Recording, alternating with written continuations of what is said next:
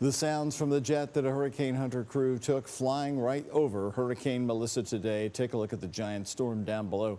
Earlier this evening, wind speeds clocking in at 175 miles per hour as it barreled right toward Jamaica. Jamaica's prime minister signing an evacuation order for certain areas on the island's southern coast. As you can see, it spinning around right here behind me live tonight.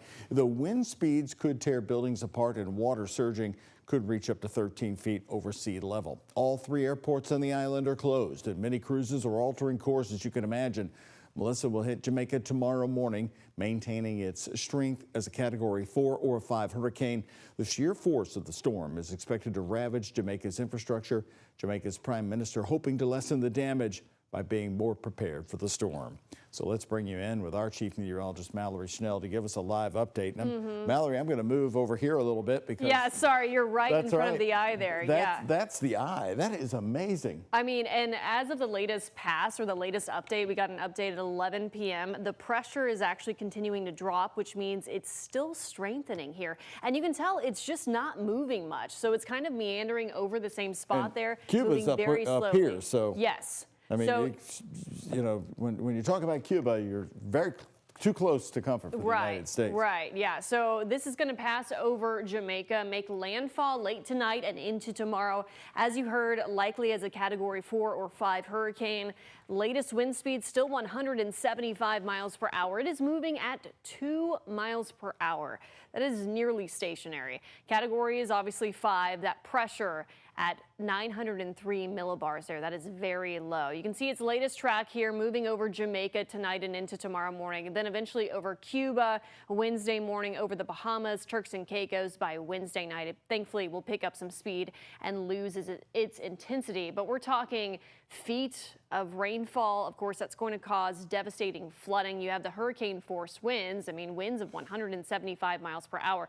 Major power outages likely throughout the island there. So really the aftermath is going to be just as difficult as this storm making landfall, getting aid to people in need. So certainly this is something to watch over the next coming days and likely coming weeks as they clean up afterwards. Back here at home, your weather headlines tracking some spotty rainfall tonight and tomorrow. So much of the same is expected as we've seen the last couple of days. Heaviest rainfall of the week will arrive on Wednesday. We're talking 1 to 2 inches of rainfall possible. And then as we get closer to Halloween, we dry things out and we stay cool. So a first look at your Halloween forecast for Friday. Partly cloudy skies, temperatures in the upper 50s, running cooler than normal, and expect those temperatures obviously to drop a bit. That's your high. So for trick-or-treaters, lower 50s, maybe even some upper 40s by Friday night, but staying dry.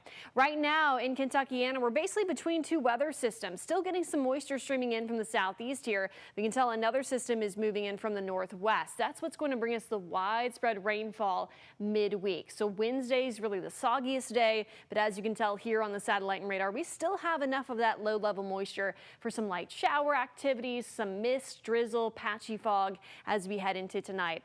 Temperatures really don't fluctuate much. We're looking to drop into the upper 40s, low 50s for lows tonight. Highs tomorrow, mid to upper 50s with light spotty rainfall. Just kind of a dreary day. But you can tell as soon as we head into Tuesday evening, more so Tuesday night and Wednesday, this becomes a lot more widespread as that upper level low swings into the region here. It's going to bring us all this moisture throughout the day on Wednesday, looking like a washout, and that rain will be heavy at times.